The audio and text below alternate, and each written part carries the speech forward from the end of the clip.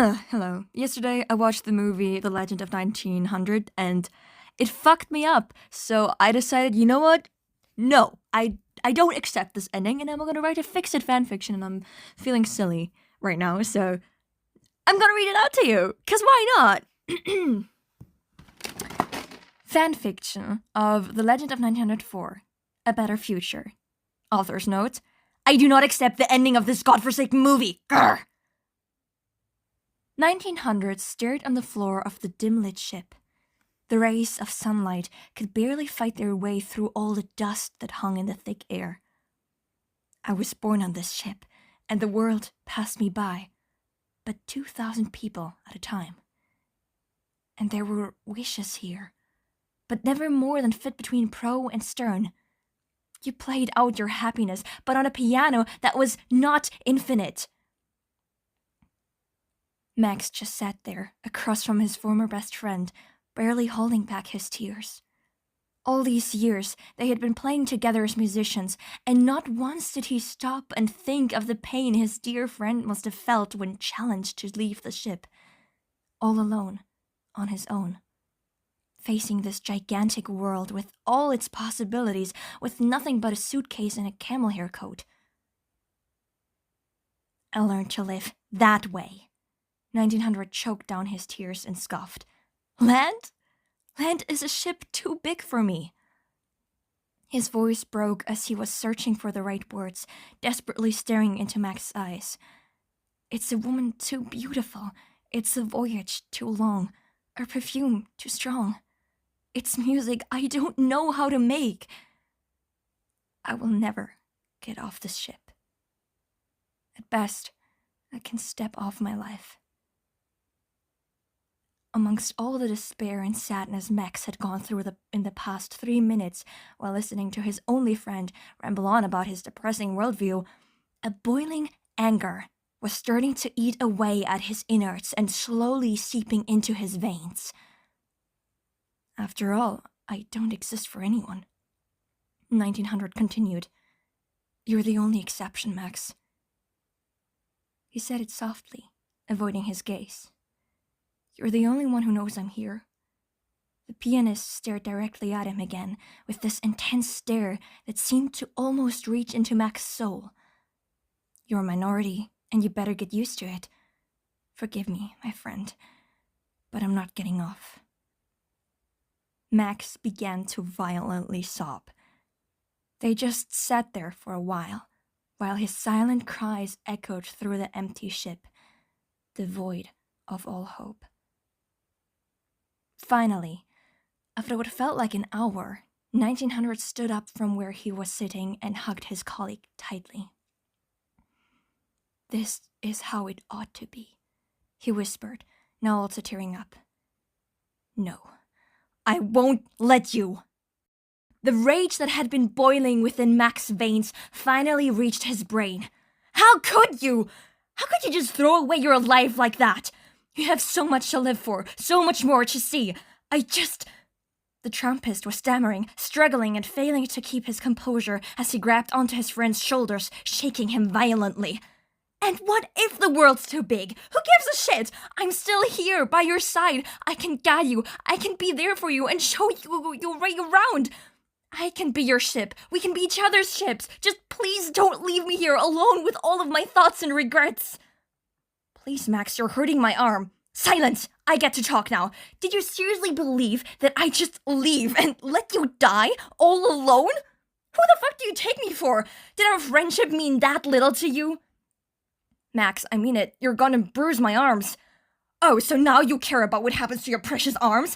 As if you didn't just plan to let them be blown to smithereens like the rest of your body and this entire godforsaken ship.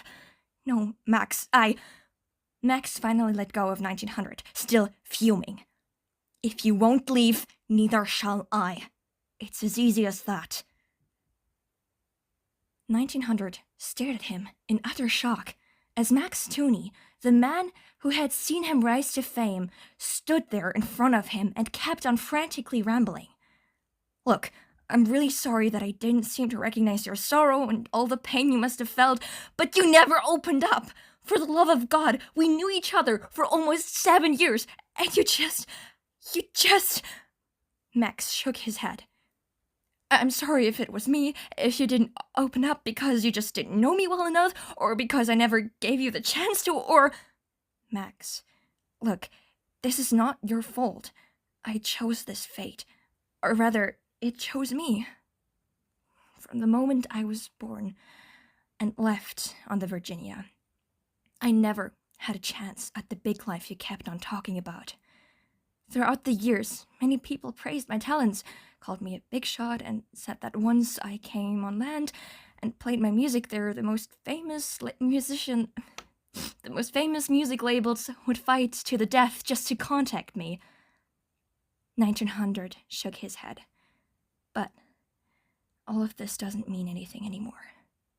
Don't you see? He took another step back and pointed at the walls around them. All of this is me.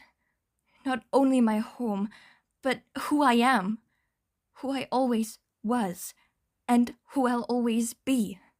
I can't survive on Max Tuney had heard enough. He knew that he couldn't convince 1900 to come with him and just forget his suicidal tendencies.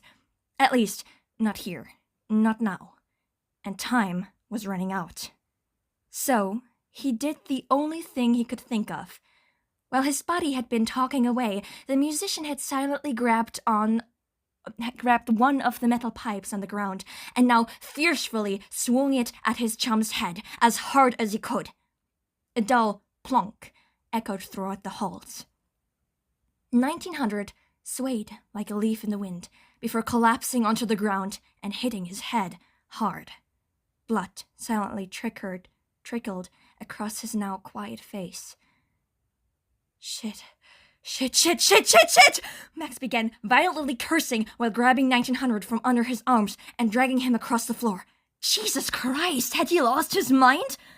Still, his pal was better off with a concussion and a week of bed rest than dead. But why did he have to be so awfully heavy? Aching and groaning, Max finally managed to reach the entrance of the ship, carrying 1900 on his back. The sailors on shore had already begun to roll away the gangway that led up the ship. "Hey, you lot down there!" Max screamed, with his last remaining power. "Help me! I found our man, but he's wounded. Get us off of here!" And so, 3 weeks later, Max Tuney and Danny Bootman, TD Lemon 1900, stood in the little music shop where it all began. The old shopkeeper's face visibly lit up upon seeing 1900. "Oh my goodness gracious, if it isn't the legendary ocean pianist!" he exclaimed giddily. 1900 smiled softly while shaking his hand. "And I see your wound has healed quite gracefully," the old man remarked. Max froze. He hadn't told the grandpa everything, just that he had found 1900 unconscious within the deepest corner of the Virginia. 1900's smile stiffened before he glanced at Max's troubled expression, visibly amused. "Well, dear old Max here took a lot of time and care to help me recover after all, so I'd say it's no surprise," the pianist answered teasingly. God, he was never gonna let this rest, was he? Max stared at the ground in embarrassment. But what the heck was he meant to do back then? There really had been no other way out for the both of them. At least, not alive. After spending an hour browsing the aisles and making conversation with the shopkeeper, the two colleagues finally left, to walk to their newly rented apartment. 1900 gave Max a pat on the back. "Hey, don't feel too bad about what happened back on the ship. I'm actually quite glad that you got me out of there." Max sighed. "Well, I'm also quite glad we made it back alive, but still, it's just... You know, Max, a part of me actually did die. A part of me didn't make it back, as you said." Both of them halted abruptly. Max just stared at him. "What?" "The ocean. The music that I used to hear all around me, that I used to see within every face I came across. I Haven't properly heard it ever since. Max swallowed hard. My god, I'm so. 1900 waved it off. Hey, I'm sure I'll find it again. I have to find my own fate now anyway.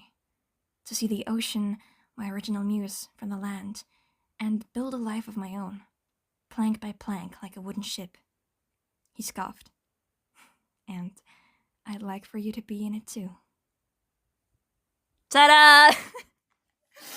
I know it's cheesy. I know it's awfully cheesy. I'm sorry, okay, but please, I haven't read the book, so maybe the ending is better in the book. I know that it's still just as tragic as in the original movie, but like, it just felt so unbaked in the movie, so unsatisfying, just so so random. Why would Max just leave him there? Right? It doesn't make sense for the character. So there you have it.